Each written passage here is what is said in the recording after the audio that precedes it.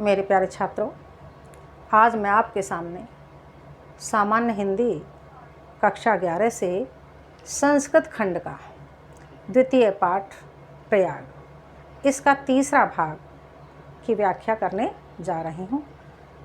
ध्यान से सुने। भारतस्य स्वतंत्रता आंदोलनस्य इदं नगरं प्रधान केंद्रम आसीत्। भारत के स्वतंत्रता आंदोलन का यह नगर प्रधान केंद्र था। भारत के स्वतंत्रता आंदोलन का यह नगर प्रधान केंद्र था। श्री मोतीलाल नेहरू, महामना मदन मोहन मालवीय, आजादोपनामक चंद्रशेखर, अन्ये च स्वतंत्रता संग्राम सैनिका अस्याम् एव पावन भूमौ उषित्वा आंदोलनस्य संचालनम् अकुर्वन्। श्री मोतीलाल नेहरू जी, महामना मदन मोहन मालवीय जी, चंद्रशेखर आज़ाद और अन्य स्वतंत्रता संग्राम में भाग लेने वाले सैनिक अस्याम एव इसी पावन भूमि पर उषित्वा माने रहकर, सभी स्वतंत्रता संग्राम सैनिकों ने इसी पावन भूमि पर, इसी पवित्र भूमि पर रहकर आंदोलन का संचालन किया। राष्ट्रनायकस्य पंडित जवाहरलालस्य इयं क्रीड़ा स्थली कर्म भूमिश्च। राष्ट्रनायक पंडित जवाहरलाल नेहरू जी की यह क्रीड़ा स्थली भी है और कर्म भूमि भी है। राष्ट्रभाषा हिंदी प्रचारे संलग्नम हिंदी साहित्य सम्मेलनम अत्र स्थितम। राष्ट्रभाषा हिंदी के प्रचार में संलग्न लगे हुए हिंदी साहित्य सम्मेलन यहीं पर है। अत्रैव च अनेक सहस्र संख्यई देश विदेश विद्यार्थी भी परिव्रत है। विधि विद्या पारंगतै विद्वद्वरेण्यै उशोभितः च प्रयाग विश्वविद्यालय भारद्वाजस्य प्राचीन गुरुकुलस्य नवीनम रूपम एव शोभते। अत्रैव यहीं पर ही अनेक हजारों की संख्या में देश विदेशों से आए हुए विद्यार्थियों के द्वारा घिरा हुआ और अनेक विद्याओं में, अनेक विधाओं में पारंगत, अनेक विधाओं में दक्ष विद्वानों के द्वारा यह सुशोभित प्रयाग विश्वविद्यालय भारद्वाज के प्राचीन गुरुकुल नवीन रूप में सुशोभित है। स्वतंत्रे अस्मिन् भारते प्रत्येकं नागरिकाणां न्याय प्राप्तिर अधिकार घोषणाम इव कुर्वन्।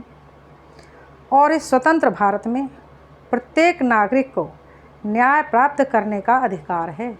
ये घोषणा भी यहीं से कि उच्च न्यायालय अस्य नगरस्य प्रतिष्ठा वर्धयति, और उच्च न्यायालय ने इस नगर की प्रतिष्ठा को और भी अधिक बढ़ा दिया है। एवं गंगाया यमुना सरस्वती नाम पवित्र संगमे स्थितस्य भारतीय संस्कृते केंद्रस्य च महिमानं वर्णयन्। महाकवि कालिदास सत्यम एव अकथयत्।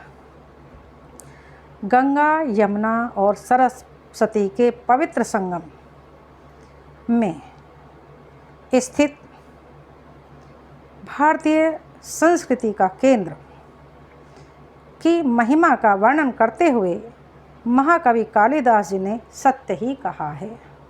क्या कहा है? समुद्र पत्ने और जल सन्निपाते। समुद्र की पत्नियाँ गंगा, यमुना, सरस्वती, जहाँ तीनों का जल एक ही स्थान पर गिरता है, तो आत्मनम अत्र किल अभिषेकात्, उसमें जल में, संगम के जल में जहाँ पर गंगा, यमुना, सरस्वती का जल गिरता है, उस धारा में जो आकर स्नान करते हैं, तत्वावबोधेन विनापि भूयस तनुत्यजाम नास्ति शरीर बंधे। बिना तत्व की ज्ञान प्राप्ति किए हुए ही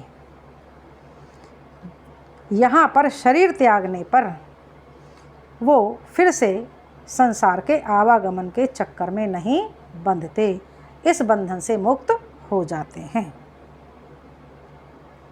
फिर से एक बार बोल रही हूँ, समुद्र पत्नियों, गंगा और यमुना सरस्वती तीनों का जल की धारा जहाँ पर एक जगह गिरती है, उस जल में जो लोग आकर स्नान करते हैं वो बिना किसी तत्व ज्ञान की प्राप्ति किए ही, बिना किसी साधन को किए हुए ही जो यहाँ पर आकर शरीर का परित्याग करते हैं, वो फिर से इस संसार के आवागमन के चक्र से मुक्त हो जाते हैं।